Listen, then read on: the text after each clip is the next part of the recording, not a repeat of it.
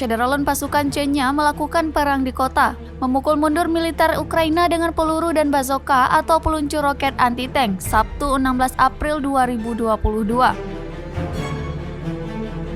Pemimpin Chechnya Ramzan Kadyrov mengatakan, sebelum pertempuran nyata, prajurit Chechnya telah menyempurnakan skema ofensif dengan sempurna. Dalam peperangan kota, pasukan Chechnya membombardir militer Ukraina dengan tembakan senjata dan bazooka.